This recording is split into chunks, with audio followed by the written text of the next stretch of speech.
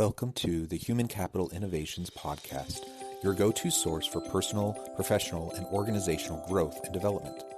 We hope you tune in often for all things people management, organizational development and change, organizational leadership, and social impact related. Maximize your personal and organizational potential with Human Capital Innovations Podcast.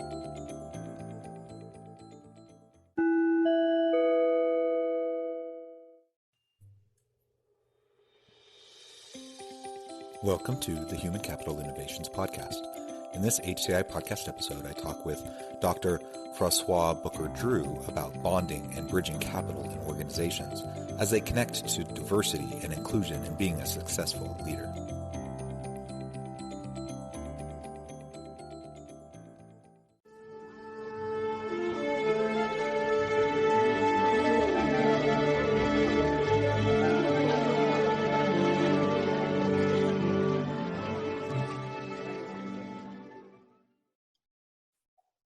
Francois Booker-Drew, welcome to the Human Capital Innovations Podcast.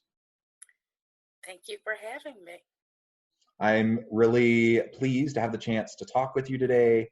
It's going to be a fun conversation around social capital and its connection to leadership and some of your experience in some of your leadership roles throughout your career.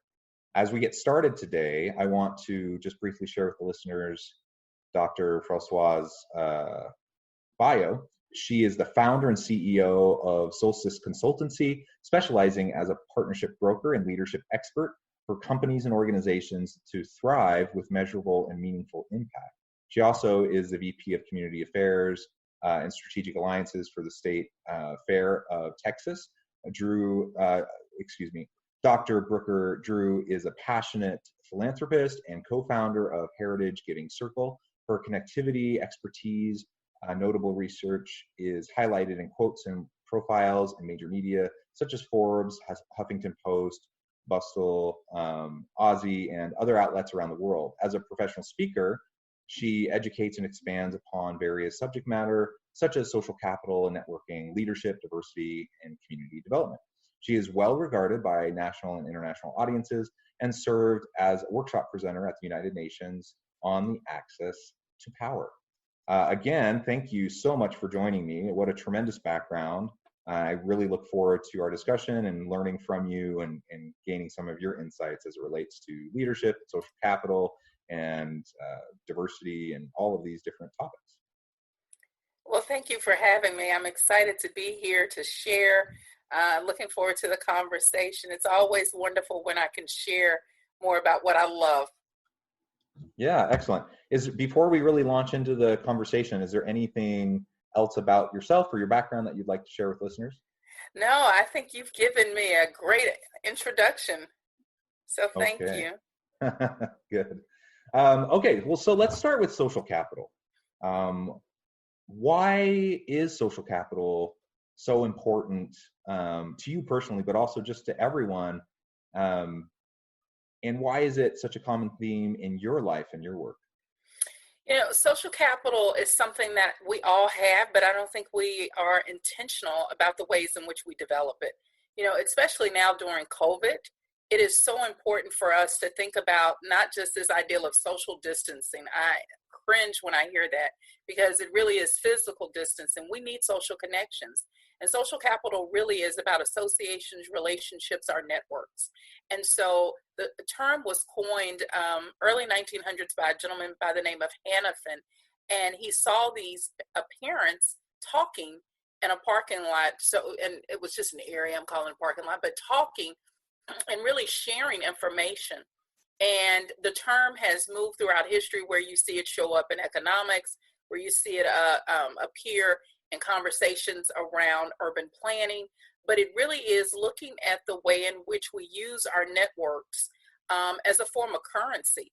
I tend to, have some resistance to that because I think on one hand, relationships do move things and they can be transactional, but I think it's also important to think about how relationships can be transformational. And so throughout my life, I've been very blessed to have folks who have shown up as mentors and guides and teachers, but I've also had people who've been sponsors, those folks who've opened doors for me and who've opened opportunities.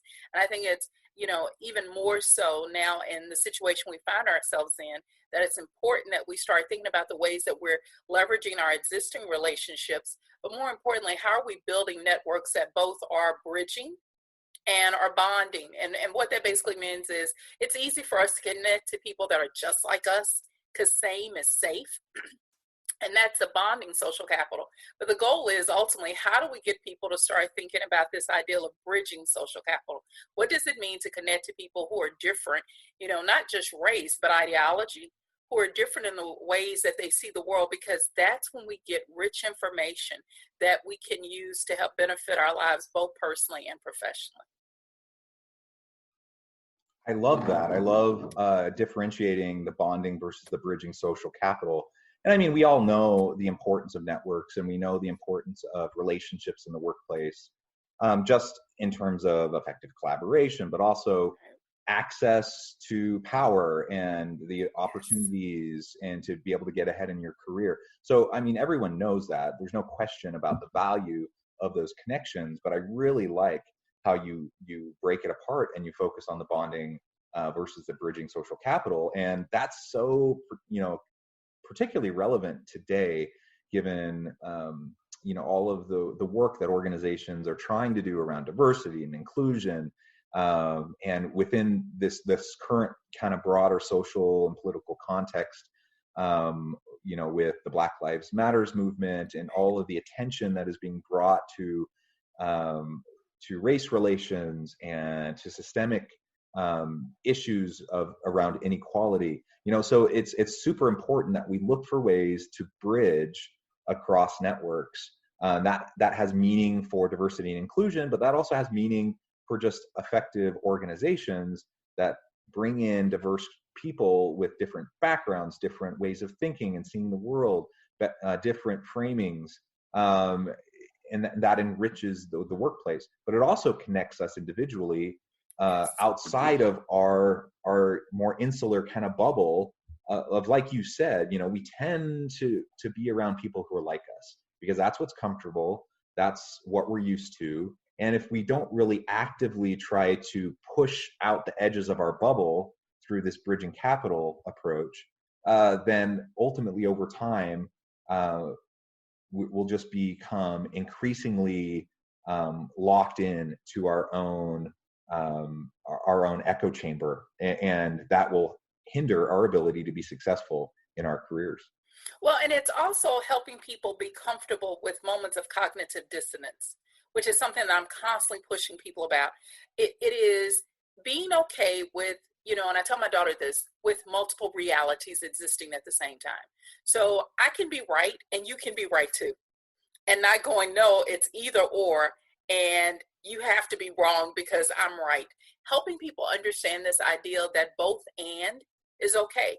And when we have moments of cognitive dissonance where we're faced with situations where we're going, oh my goodness, I don't like this, it makes me uncomfortable. How do we wrestle with that?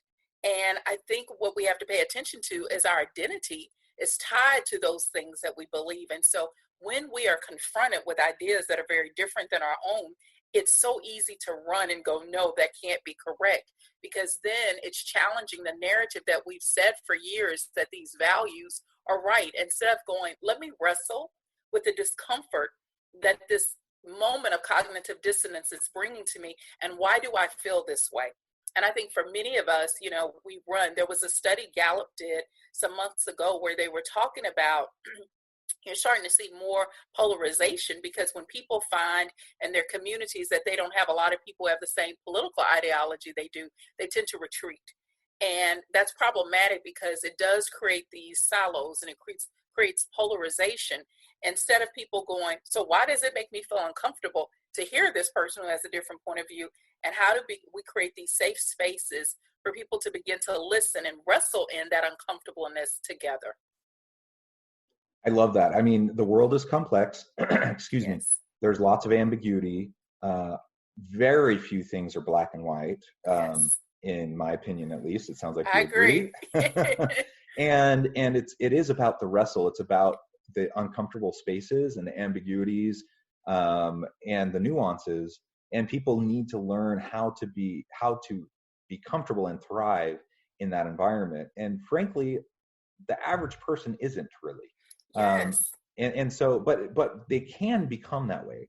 But like you said, you have to get past the cognitive dissonance. So many people, they feel like as soon as they have that dissonance occur, they don't like how that feels. And so because they don't like how that feels, there must be something wrong with it. Exactly. Which means they flee, they avoid it.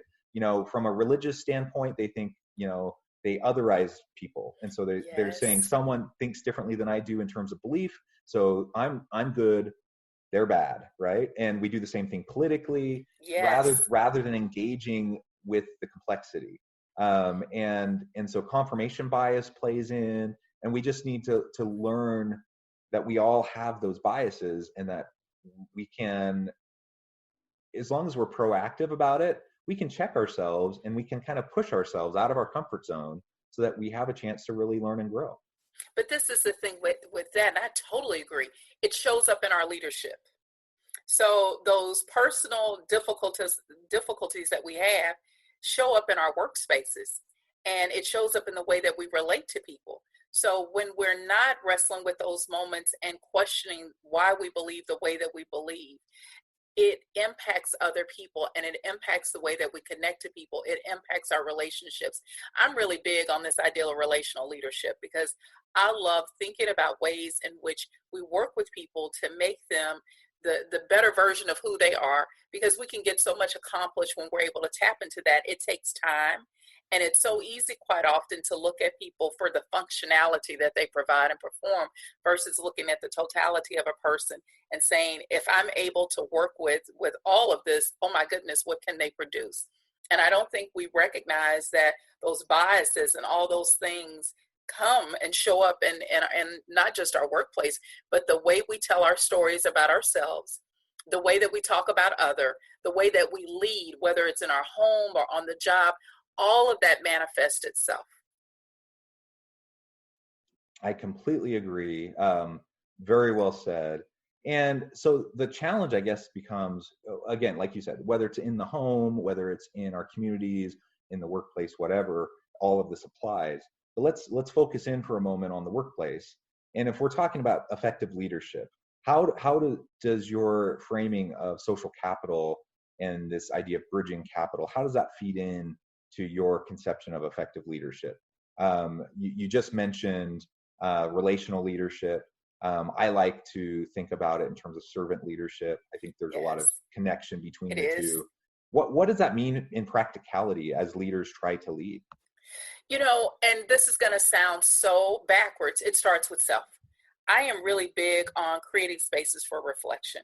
And so for a leader to do really great work requires a leader to do a lot of introspection.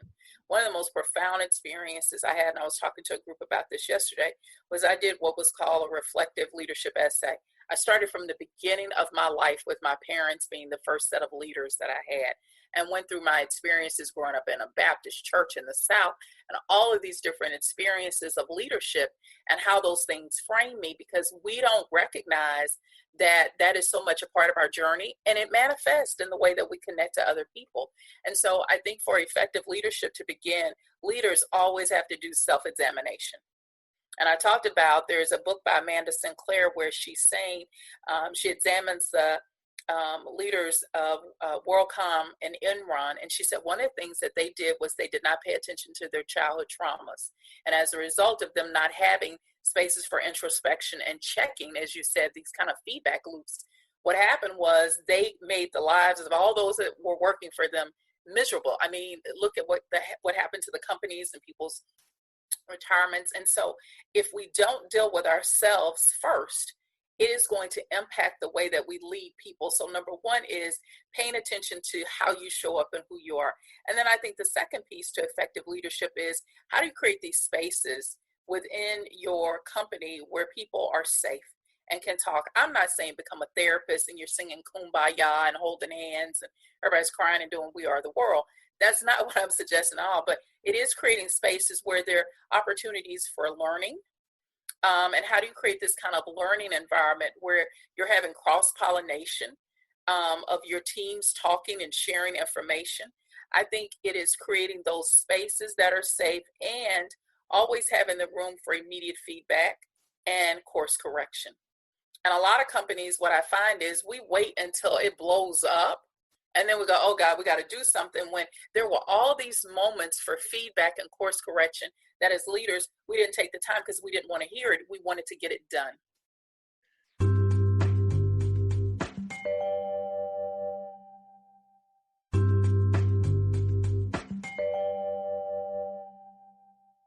Yeah, that's right. Both the urgency piece, because leaders, they're getting it from all sides. There's lots of pressure. There's a heavy load on their shoulders, and they have an endless to-do list, and so they are just trying to get things done. And so you have to learn to take the time, force yourself to take the time to quiet your mind, to self-reflect, to examine not just the bigger strategic vision, but also examine the processes, examine the relationships, all of those sorts of things. I just experienced that.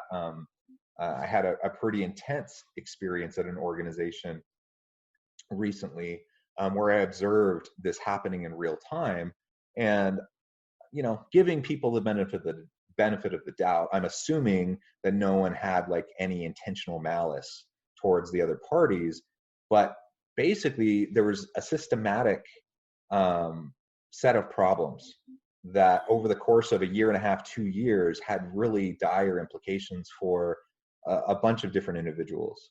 And the way I saw it, as I learned more about it and was working with them, is that it really came down to just what you said. Leaders weren't willing to ask the question. They weren't willing to look, as they got little pieces of feedback along the way about the problems. They weren't willing to make, at the time, what would have been pretty simple course corrections.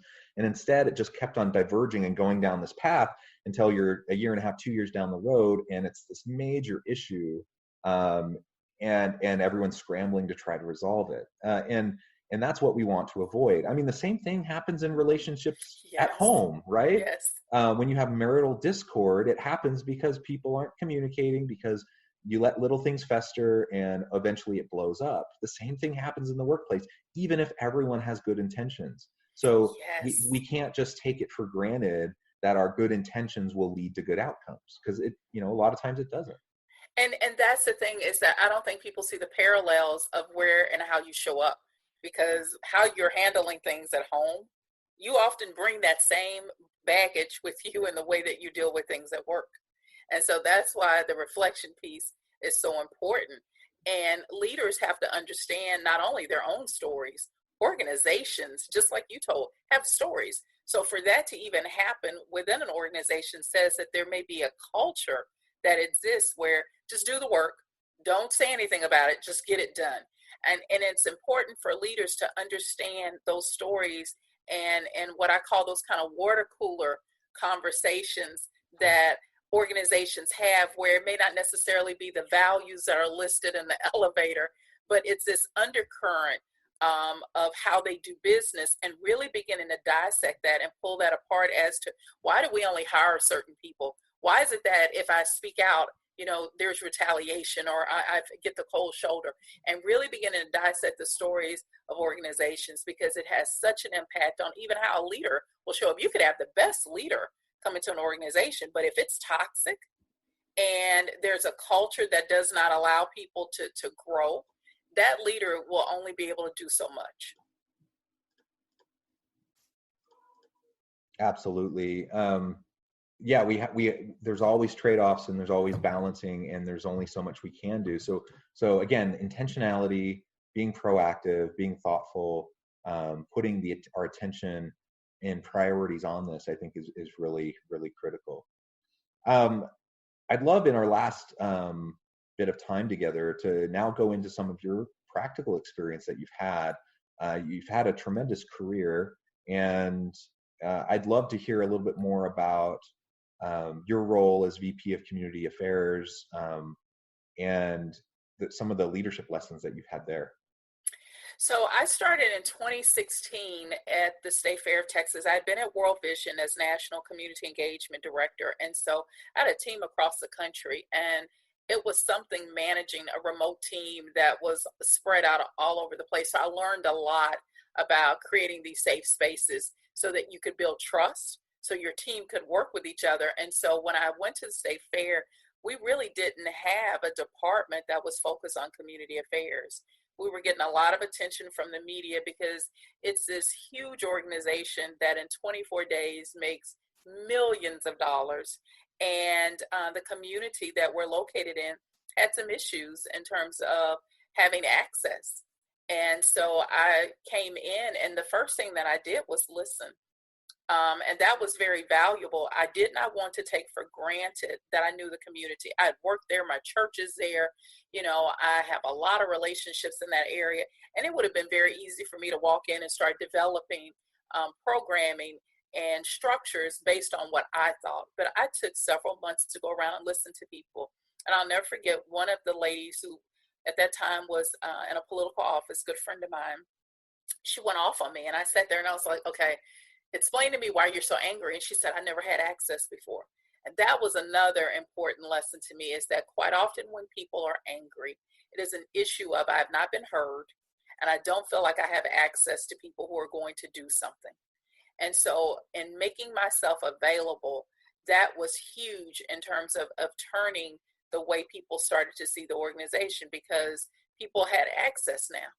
And I really tried to go in based on what I heard from the community and develop programming and even developing our philanthropy structure around what those needs are. And I think the mistake that a lot of folks make when they're doing community development work is, I think they need tutoring.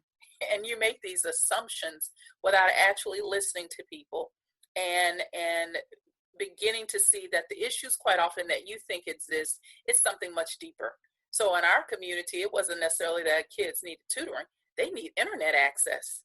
So their grades are challenged because they don't have infrastructure that other communities have. And it requires you as a leader to go in, ask the right questions, as you said earlier, and dig a little deeper to really understand. And I'm proud because in 4 years, and there's still plenty of work to do. I don't want to get it twisted and go, I've solved everything. I have not. I have an amazing team. But in 4 years, we've been able to partner with so many organizations. And that's the other lesson. You can't do work in silos. You have got to build relationships and partner with people, because there is only so much you can do, and there's skills that you don't have. So, partnering with folks made a difference, but it was also looking at the assets of our organization. What was the human, the social, the financial capital that we had, and paying attention to what we had in addition to identifying the assets that existed in our community. And so we've been able to fund, last year, we funded 67 organizations, almost $500,000. We've been able to have these amazing convenings where we're helping our partners build social capital, because what a lot of nonprofits will say is, I need money. And my response is, no, you need a relationship.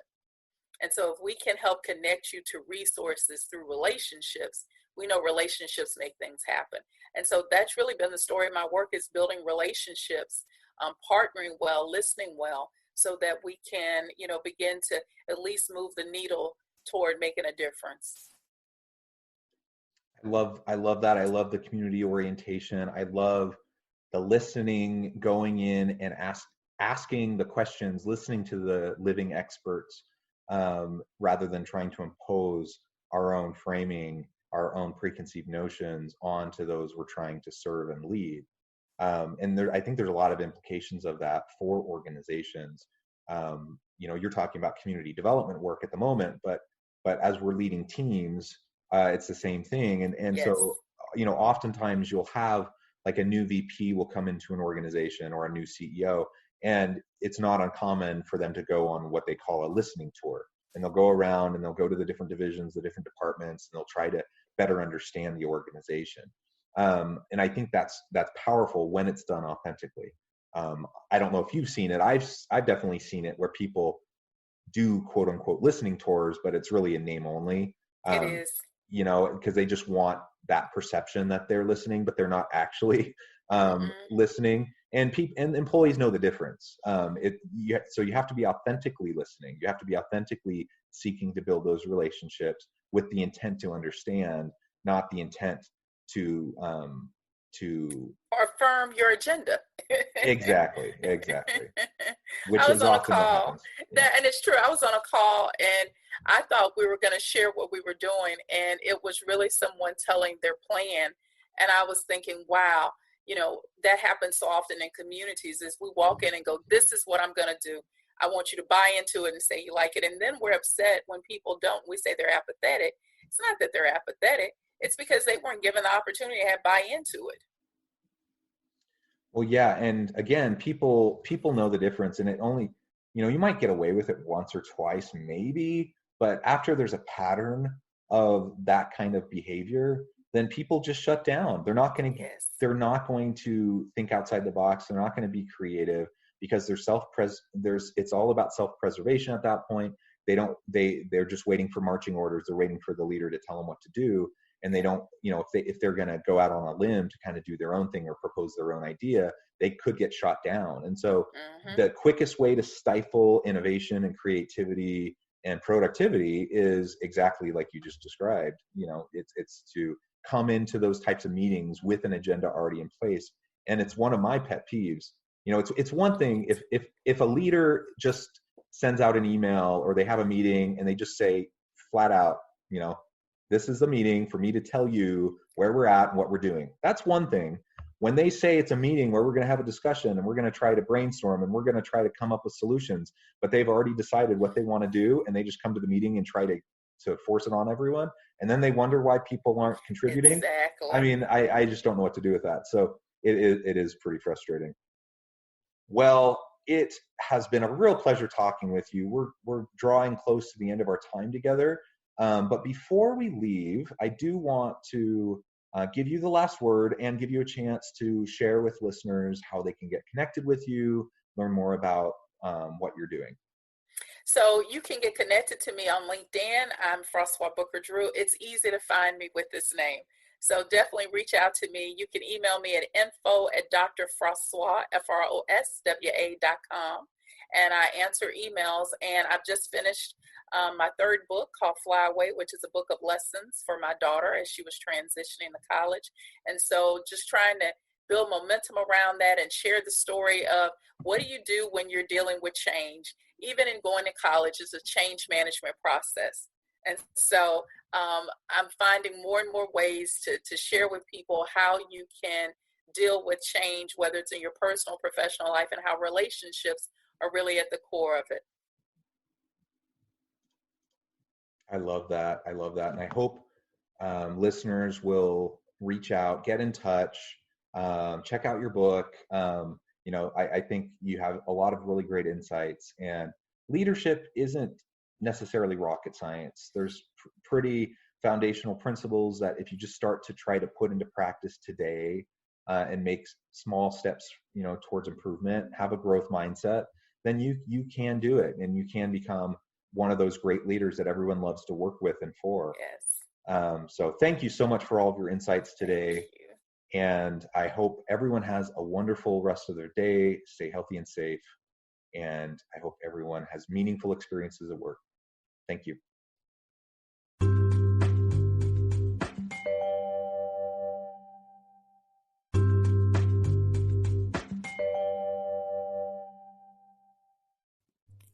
Thanks again for joining us for this episode of the Human Capital Innovations Podcast. I hope you stay healthy and safe and that you have a great week.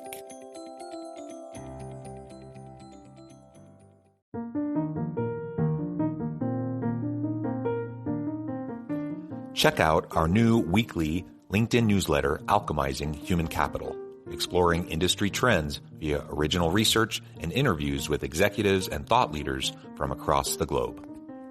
We look forward to having you join us.